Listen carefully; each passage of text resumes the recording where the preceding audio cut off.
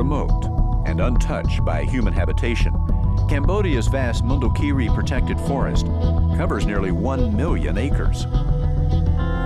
Abundant herds of elephant and water buffalo once swept the area, along with tigers and leopards.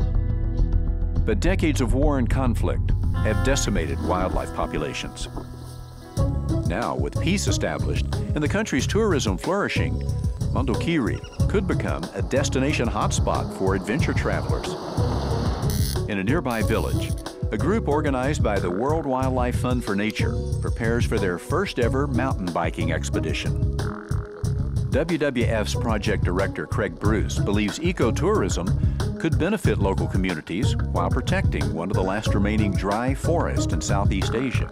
It's an incredible place, very little sign of human habitation, very little sign of human impact. Just a wonderful resource for wildlife, biodiversity, and I think this is something that tourists would like to see.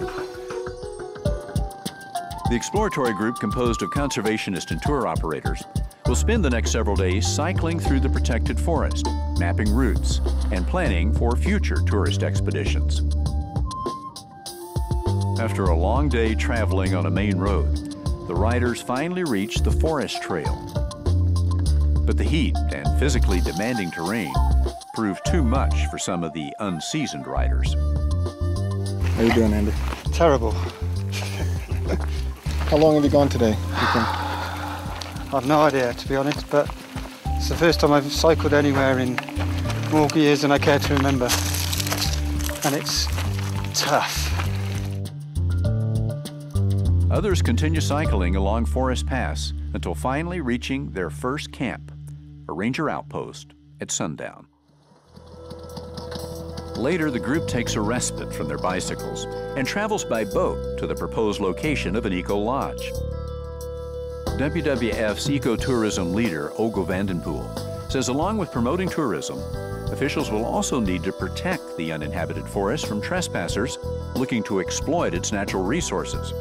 You can walk for kilometers in this forest and you won't see any human signs, which is really, really rare in Cambodia. Despite that, there's now an increased pressure from the communities surrounding the protected area for logging, illegal fishing, hunting, wildlife trade. It's hoped that ecotourism will provide an alternative employment for local villagers, reducing the pressure to hunt and log. And the tourism revenue will also support community rangers. 70 rangers patrol the park, many of them former poachers and hunters with unique knowledge of the forest. The head ranger, Lee and Cobb, once killed about 1,000 animals, including tigers. But now, he defends them.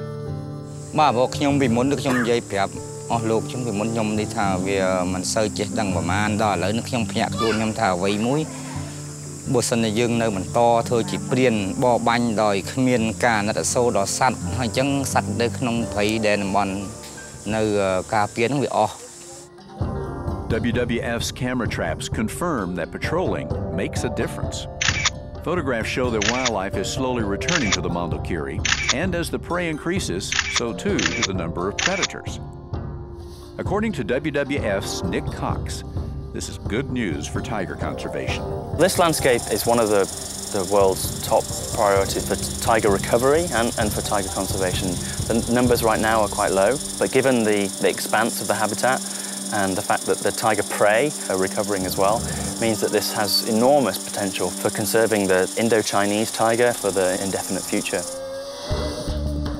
A fresh day begins with a new addition to the company, an elephant. This pachyderm support unit can travel to places too rugged for the four-wheel drive as the group cycles into areas with few navigable roads. In the morning, the riders enjoy different habitats: rocky, flat, and some technical areas. But as the day wears on and the heat soars over 90 degrees, the situation takes a turn for the worse.